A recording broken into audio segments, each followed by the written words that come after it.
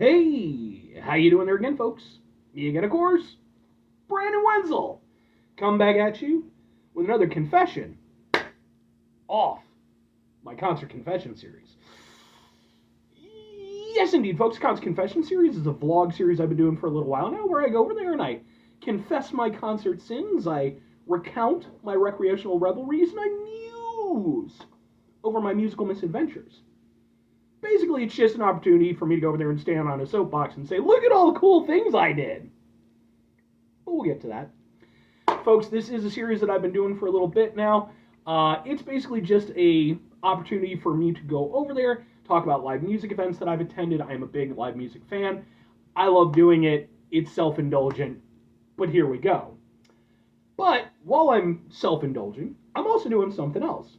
For one thing, I'm in my back room today, which means we get Peer Can Thunderbolt poster. Peer Can Thunderbolt poster. And whilst I'm doing all that, folks, I am doing something else. What is it? I'm wearing a super cool shirt. Folks, when I wear super cool shirts, I always like to highlight the super cool shirt. What super cool shirt am I wearing for you today, though? Happens to be my new, boom, Schaefer the Dark Lord shirt. I love this design. And if you get the imagery, that's, yeah, little kind of inside thing. Now, the super cool thing about this, aside from it being badass, is that this particular shirt, I went over there and talked about in my previous episode of my Concert Confession series. So if you're interested in learning a little bit about Schaefer the Dark Lord and the shirt and some of the stuff that I did, you can go watch my previous episode. But Schaefer the Dark Lord, incredibly cool nerdcore artist, so melding sort of hip-hop and rap elements with sort of nerdy subject matter. I had a blast getting to see him and Megaran out at Anime Midwest. And like I said, if you're interested, not only do I have a Concert Confession episode, I actually have videos of his performance that I attended that are also on my channel. If nothing else, I'd be more than happy to point you in the right direction as far as his music goes, because I think he's absolutely incredible. But anyway, what are we doing today, folks? What are we doing here? So, this is Concert Confessions, episode number 14, concert number 187. I'm getting close to 200, folks. I'm so close, I can taste it. This one is specifically recounting the show that I went to, which featured Bloodywood, Jinjer, and Babymetal as the headliner. This is one, and I've been super excited ever since it was announced. I bought my tickets literally the first day they went on sale because I was like, there's no way this is going to be a big deal. You know, you've got 3 big name bands all on the same bill. I was like, yeah, I need to get in on this. So I am going to go over there and talk about that, but I do have like a sort of, sequence that I like to go in. So first thing I always like to do is talk about the venue. And boy, oh boy, do I have some opinions about this one. So the venue in this case was a venue called the Aragon Ballroom, which has been around for quite a long time. I don't know exactly how long, but like, I think a really long time, because it's one of those venues where it's like more of like a theater inside almost. It's got like a balcony with like sort of castle designs and stuff like that. So, but again, I don't know exactly how long it's been there. I know technically it's now called the Byline Bank Aragon Ballroom, because I guess they went over there and, bought it up. I'm just going to toss this out there. Companies that do that, when you go over there and, you purchase venues or however that whole thing goes, stop putting your name in front of it. No one cares.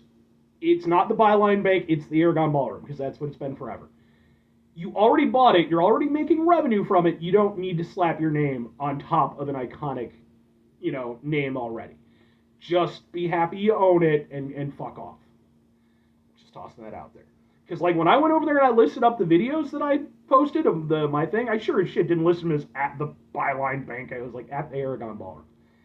Anyway, I have been to the Aragon Ballroom on at least one occasion before. I saw 9 Inch Nails perform there several years ago.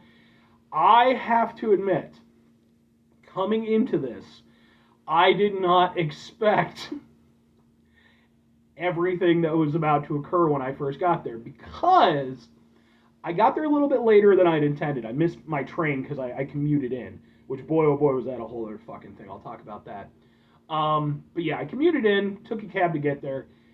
The line for this show was the longest line I've ever been in any concert I've ever been to.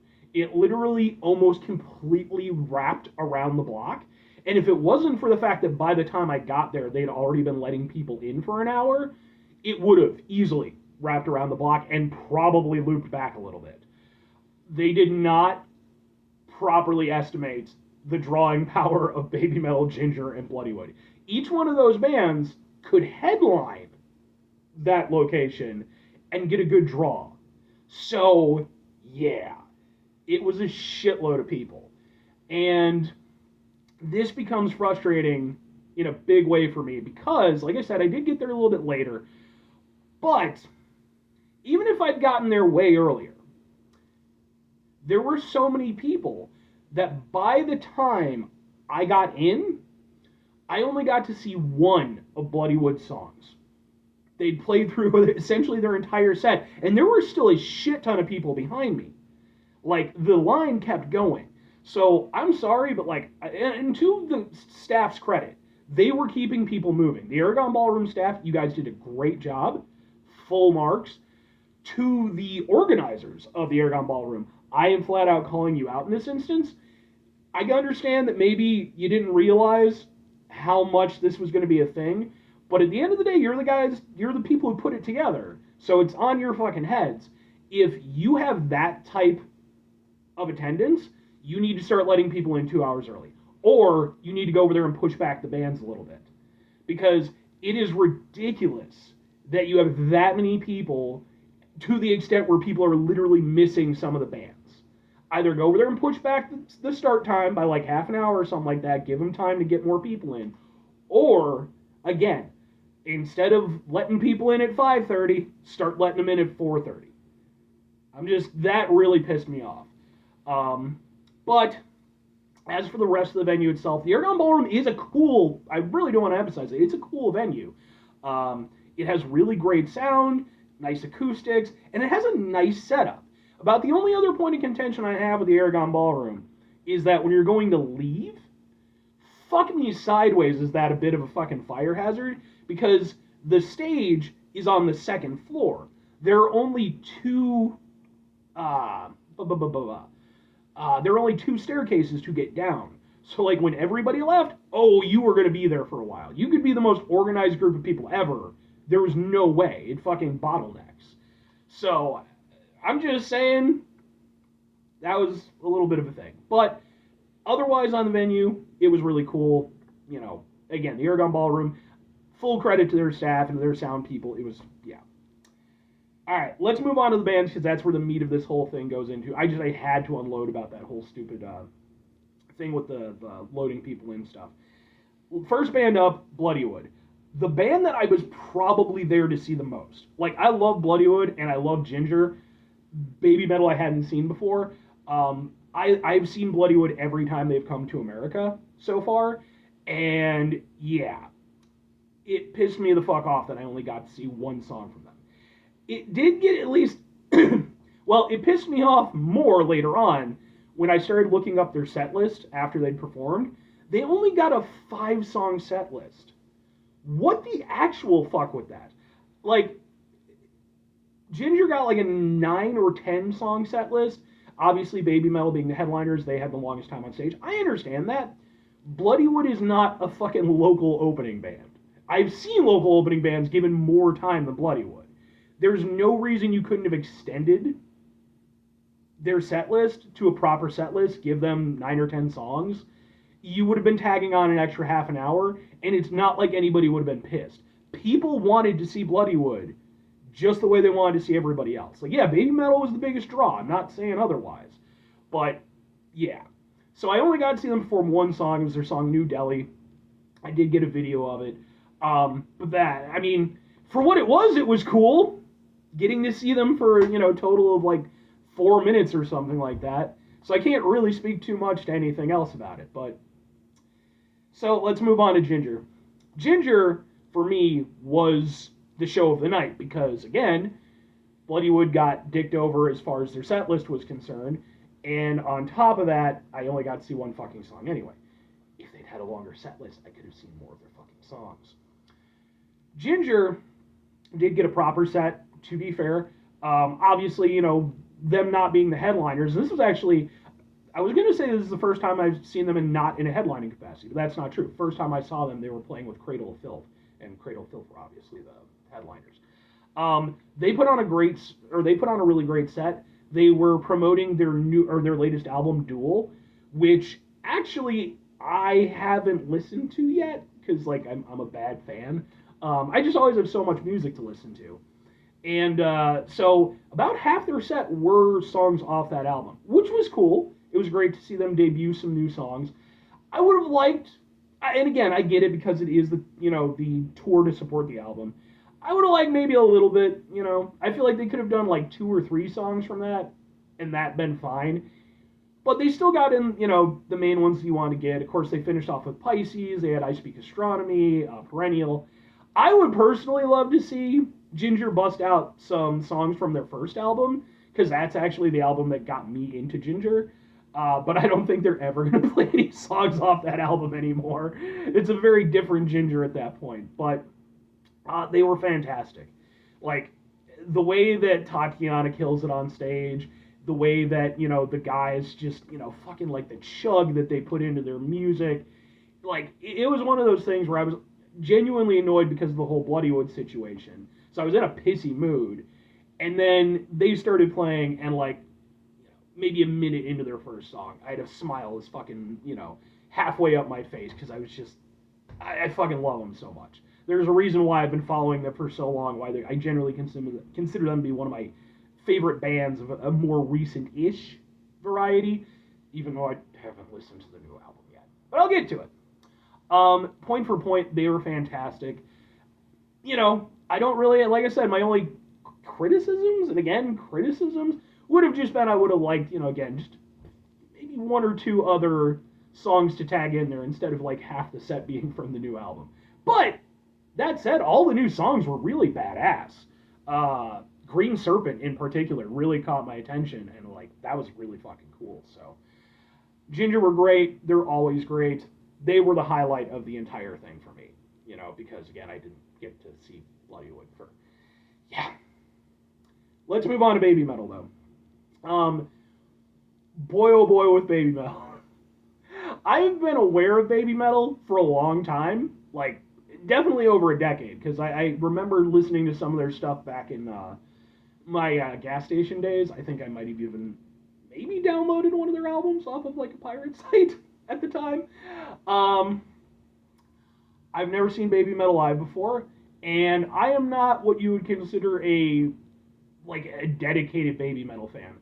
I will say, however, I am not a Babymetal detractor. I am not one of those like dumbass old guys just like bah, bah, bah, bah, bah, they're ruining metal. If metal doesn't evolve and try new things, it dies, you idiots. You don't have to like it. That's fine. If you don't fucking like it, that's okay. But don't be a massive fucking tool. Never mind that Babymetal have received like essentially universal support from like all the main fucking people in metal. So I'm just so the Babymetal show was a little bit stifled for me because when I started the show, I was in a good position to see the stage. Like I was kind of far back because there was a shit ton of people, but I was doing okay. I had a decently clear view, but as people started moving, I ended up behind 3 tall people in a row. Yeah, that sucked ass because I'm not tall. I'm not short. I'm like dead average height. So that kind of sucked. But I was able to crane my head around. I was still able to see. And for what it was a really fun set. They did play like the 2 songs that I knew, one being Karate, because I love martial arts and stuff, so I was like, cool, they have a song called Karate. And then the other one was their song, I think it's called I Want Chocolate, or something like that, I apologize, which is like the first song by them that I ever heard. And I will say it was really interesting to see them play that along with their newer songs, because they're so different from where they started to where they are now. And you could tell, like, it was like, this is a very different thing. I didn't know any of the other songs, but they were really cool. Like, I can see why people get so on board with Babymetal. Because, like, it's fucking at the live show, man, like, all their songs, they drop, they're really easy to fucking get into and get excited for. that was really cool. I will say, I was really surprised when it came to, because obviously Babymetal, you have like the musicians and stuff, and then you have the actual core Babymetal members, right? The three girls. I was really surprised that like the two other girls were kind of just backup dancers for the main girl, because like, yeah, they were mic'd up for sound, but like they really weren't doing much in the way of singing. It really was the main girl who was doing like 99% of the singing. And I obviously, they're doing choreography and stuff like that. It's a whole thing. But in my head, I kind of figured that they would maybe trade off vocal duties, have a mix of vocal styles. I thought that would have been really cool. That just wasn't the case. And I'm not faulting them for that. But it definitely made it a very different experience. Like, when I became aware of that, it was like, oh, okay. This isn't really like a band thing concert. This is more of a performance thing concert. And again, that's fine. And the performance aspect of it was great. They were fucking awesome. But like my favorite moments through some of their songs, not all, were definitely when like the actual band members got to like actually get down and showcase what they could do, because like they have really talented people in their band. So yeah, Babymetal themselves though were a shit ton of fun. The crowd was super into it. I really, they put on a great set. Now all that said, having seen Babymetal for the first time, am I now super Babymetal fan number one? I don't know what the hell that was, but no. I liked their set. It was a lot of fun. I don't think I would go see them again if it was just them. Like, if they were the only band on the bill that I was interested in, I don't think I would go again, just because, for one thing, the tickets, they weren't expensive, to be fair, but, I am going to be paying more for them than I would my average concert-going experience. And then there's just, like, the fan base, and not to knock them, but just so many people. That's what I'm talking about. Yeah, I don't think I would go see them again in that capacity. But I will say, caveat being, if I could figure out some way to see them again and be in a position where I could go over there and actually see them properly, that might change my opinion. Because when the crowd did finally move enough where I could get like a really proper view, it of course helps you get into the experience. So like the last chunk of their final song was the most when I was into them, because I was like, yeah, okay, I can finally see them properly. So, all right, let's move on to the crowd themselves. And yes, I have a whole fucking thing with this. Like I mentioned before, tons of people. Tons and tons and tons and tons of people. I don't know if the actual show sold out, but it would have had to have been close. They had to have been damn near max capacity, because like it was just filled. Like I said, I saw 9 Inch Nails there several years ago. They had more people than 9 Inch Nails. And I had to fucking go over there. They fucking sold out at 9 Inch Nails, so I don't know how that went, but whatever. Okay, blah, blah, blah. Crowd issue, right? So when I was going over there and watching Babymetal, when I go over there and I go to shows, I like to go over there and do a little bit of filming. As I mentioned before, I get videos, I get pictures and stuff. This is, of course, a contentious point at concerts, and not everybody likes it. I don't take issue if you don't like it. I've had, on very limited occasions, but I've had a couple people go over there and curse me out or whatever. Fine. I'm not going to retaliate in any way. I get it. It can be annoying. Even for me. There's times when people film in front of me and they're jackasses about it. At least for me personally, I try not to get too many videos. I try to alternate which hands I use so that I'm not blocking with just, one or two specific people. I try to be as inconspicuous about it as possible. I was in the process of getting the second video of my Babymetal videos, and I had my hand up like this, with the phone so that I could get it. And about a minute or so into the video, somebody physically grabbed my hand and pulled it down. I turn around and it's this jackass staring at me. And I'm just going to put this the fuck out there. I don't care what your opinions are on the phone thing. You do not fucking lay hands on somebody. Ever. Not just me, fucking anybody. That is not okay. Again, if you want to flip me off, if you want to, fine. You don't fucking touch me. And it really was the thing where I was genuinely at the point when he did that where I was willing to do something stupid. It didn't end up coming to that, but For anybody who might be like, oh, that guy's a hero, fuck all those, blah, blah, blah, blah, blah. No, he was just a jackass, because before I could even finish the song and confront him, he proceeded to just barrel through about fucking, I don't know how many people with their backs turned to him so that he could get up further. So no, he was not some noble fucking hero. He was a douchebag. And if you happen to know who this person is, because it's entirely possible, not that most people watch my thing, but if you do, never stop punching him. Just literally every day of his life, I want you to crack him in the fucking head. Because again, like, I was so pissed off at that whole thing. Like, it was a thing where it's like, if he wanted to square up at that point, flat out, I would have gotten kicked out of the concert. I'd already seen Jinjer. I was fucking good. So that fucking pissed me off in a way that I've rarely been pissed off. Again, if you don't like the phone thing, it's 2025. Sorry. Have fun going to nothing but Tool and Ghost shows. Okay? They're about the only... I mean, I know there's other acts that, you know, don't allow phones. And that's fine. I don't have a problem with that. Do you? If I'm at a Tool show or a Ghost show, I wouldn't be. I'm not into either of those bands. But if I were, I would be more than happy to not use my phone or anything like that. It is 2025 at a Babymetal concert. Get fucked. At one point, they literally told the entire audience to take out their fucking phones. Alright, let's move on to the merch real quick here. I'd wanted to get more merch, but the commute from the train station to the venue, because I took, you know, cabs to get there and get back, was obnoxious. It literally cost me about $100 to fucking, you know, to go over there round trip that whole fucking thing. So, I got, boom, Jinjer shirt. This is the tour shirt, specifically from the Duel. Yeah! I'll be honest, I'm not enthralled with the design, like it's the album cover.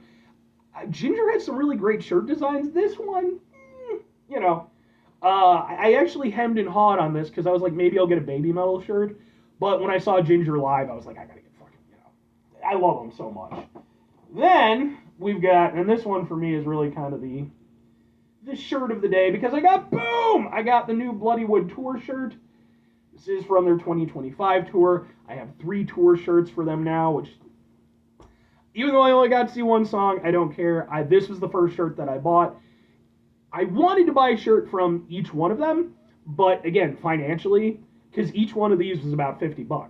So, with the transportation and the thing, I spent over $200 fucking dollars, or just under, rather. So, they didn't have any CDs or anything. Well, I think they might have vinyl for sale, but I don't buy vinyl. But, so yeah, those were my 2 purchases, and I couldn't afford. The only thing was, I almost bought a Babymetal shirt. There were guys outside the venue selling what I have to assume were bootleg shirts for like anywhere from $10 to $20, and I came really close to buying a Babymetal shirt, because I was like, it's $10. But I was so strapped for cash at that point, I'm like, I need to make sure I can get home first. Anyway, where's the thing? All right, let's talk about pros and cons. I'll give it a grade real quick. Pros and cons. Biggest pro for me, Jinjer. Absolutely loved them. I will always go see them whenever possible. I love them to death. I'll say Babymetal was a pro. You know, it wasn't, I didn't get super into it, but like I did like their set. I had a lot of fun during it. I would have liked to have been able to see better, but in terms of the energy and stuff, pro and con crowd, I loved seeing so many people there. Obviously, I didn't like the way the venue handled the crowd, but I did like the overall. And obviously there have to be huge negative points for the douchebag who went over there and fucking grabbed my arm. That's unacceptable to me in any respect. So yeah, pro and a con on that one. Other pros, the venue in terms of the sound and everything was really good. All of the bands sounded really awesome. So credit where that was due. So in terms of overall grade, I'm giving this one a B. It should have been an easy A or even higher, but the issues with the crowd, the douchebag in the crowd, you know, getting into the venue, and it wasn't their fault, but just in terms of the, again, the fucking, all the expensive fucking travel and stuff, I should have just fucking driven there at that point. But it was still a really good show, but people I talked to who got to see the whole show enjoyed it way more than I did, obviously. So, for me, it has to be a B. That all said, fun show. I'm going to sign off here because I got to get out. Keep going to live music, supporting bands, buy merch, do all that good stuff. And don't be a fucking douchebag at a show. Because eventually somebody's going to fucking knock your teeth in.